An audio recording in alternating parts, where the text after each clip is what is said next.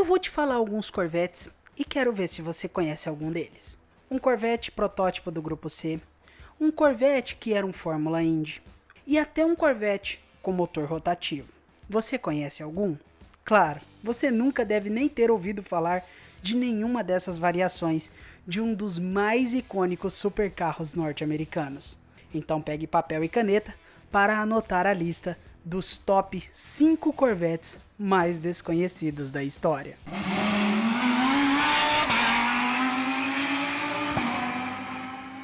Vamos começar pela ordem que foram sendo lançados esses Corvettes. E só um aviso aqui. Não vamos nos aprofundar muito na história desses veículos, pois são 5 carros que vou apresentar a vocês hoje. Então peço sua compreensão, pois vou dar só um panorama geral sobre cada veículo. Em 1959, é apresentado ao mundo um Corvette muito peculiar, que na verdade não era um Corvette em si, mas sim um protótipo inspirado nos Fórmula Indy. O nome oficial desse Corvette era Serv 1, e o significado dessa sigla era Corvette Experimental Research Vehicle 1, ou em bom tupiniquim, Veículo de Pesquisa Experimental Corvette 1. E sim, para você que vai vir aqui dizer, isso aí não é um Corvette, a própria Chevrolet considera ele como um Corvette. Então, sem reclamações, se a montadora está afirmando, não é você que vai dizer que ele não é um Corvette, né? Sejamos sinceros. Mas voltando ao carro, o primeiro motor a equipar o Serv 1 foi um motor V8 Chevrolet de bloco pequeno, com um peso de 155 kg. Esse baixo peso do motor era graças ao uso massivo de alumínio e magnésio em sua construção. Esse motor tinha 4,6 litros e despejava impressionantes 358 cavalos. O câmbio era herdado de um outro protótipo de Corvette, chamado Q-Corvette. Esse câmbio tinha 4 marchas em H. A carroceria era de fibra de vidro com uma estrutura tubular de aço e magnésio. Para você ter uma ideia, o peso dessa carroceria de fibra de vidro era de apenas 45 quilos. O peso total do veículo era de apenas 658 quilos. O primeiro teste prático do Serv 1 aconteceu na subida de montanha de Pikes Peak, onde conseguiu um ótimo resultado, ficando em segundo na sua classe, e inclusive, pelas características do veículo ser praticamente um Fórmula seguindo os padrões da Indy, foi considerada a participação do Serv 1 nas 500 milhas de Indianápolis. Infelizmente, isso nunca chegou a acontecer e o carro acabou sendo usado para desenvolver novas tecnologias e novos motores ao longo de sua vida útil. Foi aposentado em 1963 e considerado pela Chevrolet hoje como um dos primeiros protótipos de Corvette com motor central.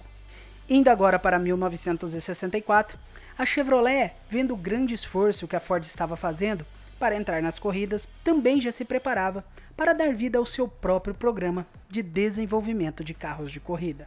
Uma pausa rápida aqui. Esse movimento da Ford daria vida ao GT40, que também iria criar a parceria com a Shelby, que mais tarde também daria vida ao Cobra Daytona e ao Mustang GT350.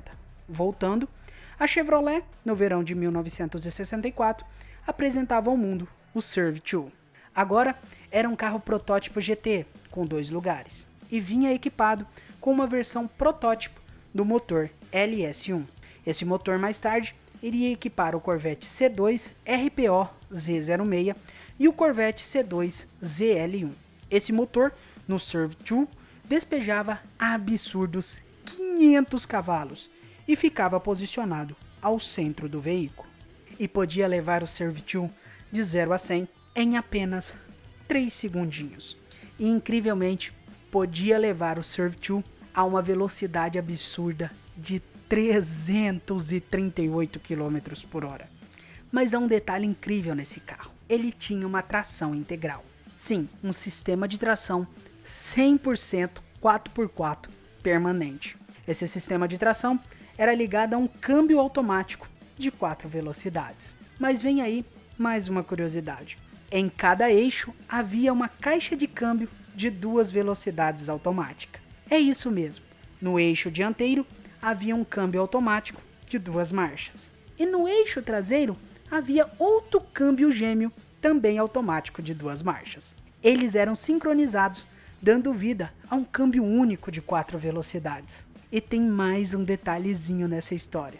Você poderia transferir o torque e a potência para o eixo que você quisesse, só tocando em uma alavanca. E para completar a patada, o Serve 2 pesava apenas 789 quilos. Isso em uma época sem fibra de carbono, sem construção cheia de tecnologias. Aqui era na raça, na coragem, nos cálculos e na mais pura engenharia. O Serve 2 serviu apenas de demonstrador de tecnologias e foi aposentado já em 1965. No final dos anos 60 e início dos anos 70, houve a crise do petróleo. Nessa época, carros com motores grandes foram muito mal vistos, por serem beberrões demais. Inclusive, o tradicional Corvette foi muito prejudicado. Então, em meio a essa tempestade, nasce a solução. Nada de pistões, e sim de um triângulo girando a altíssimas rotações. Eu estou falando de um motor rotativo. E assim como a Mercedes-Benz, Citroën, Mazda e outras, a GM quis apostar nesse revolucionário motor que vinha com o objetivo de ser a solução para o problema da crise do petróleo. No início de 1971, a Chevrolet, literalmente às pressas, pegou um chassi de um Porsche 914, enviou para o estúdio Pininfarina na Itália e falou: faça um Corvette. Enquanto isso, nas terras do tio Sam, a divisão de desenvolvimento de motores da Chevrolet criou um pequeno motor rotativo de 2 rotores. Esse motor pesava apenas 90 quilos e tinha uma potência de 180 cavalos. Um detalhe é que era um motor central traseiro, e ao contrário de todos os outros Corvettes até o C3, o Corvette XP 897 tinha uma carrocerinha em alumínio ao invés de fibra de vidro.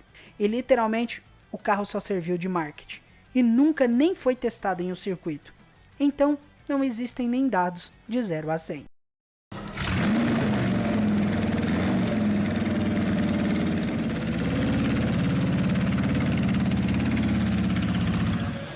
This is powered by a 477 big block.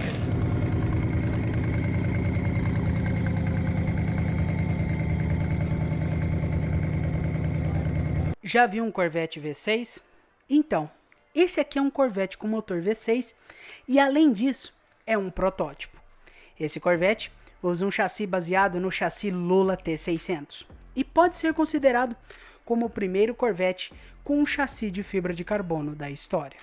Esse carro foi criado sobre as especificações do INSA GTP e que, por sua vez, seguia as regras do Regulamento Internacional Grupo C. Na verdade, esse carro foi a tentativa da Chevrolet em voltar ao automobilismo como uma equipe de fábrica. Como falei, ele tinha um motor V6, mas não era qualquer motor V6. Era um Vortec Turbo de absurdos 1.100 cavalos. Correu oficialmente de 1982 a 1987, mas foi na temporada de 1986 que teve seu maior auge. Nessa temporada, conquistou 7 pole positions e ganhou 4 corridas, terminando o campeonato em terceiro lugar. A maior curiosidade desse carro fica por conta de um detalhe muito legal. Lembra do carro que era a capa do jogo de Super Nintendo Top Gear 2? Então, o carro da capa é fortemente inspirado no Corvette GTP. Até as cores são semelhantes. Esse carro também é considerado como um dos Corvettes mais rápidos da história. Alcançou em uma corrida a velocidade máxima, acredite você ou não, de 389 km por hora. Se hoje temos um Corvette C8, é muito graças à inspiração nesse modelo aqui. Apesar de não ser o primeiro Corvette de motor central, é o que mais inspirou a criação do C8, com a própria Chevrolet afirmando isso. Lançado no início dos anos 90, prometia ser uma visão para a próxima geração do Corvette, no caso a C5. Com o nome de Corvette Serve 3, o carro era altamente tecnológico para sua época, com um cockpit cheio de tecnologias inovadoras. O Serve 3 tinha uma central multimídia, que oferecia alguns recursos muito interessantes, como controle do nível do ar-condicionado, seleção das estações de rádio, seleção de músicas no CD player. Sim, esse carro já tinha CD player no início dos anos 90. E você poderia controlar algumas outras funções a mais, como o aquecimento dos bancos. Já o chassi do carro era de fibra de carbono, combinado com uma estrutura de aço tubular. O peso do carro era de apenas 1.451 kg.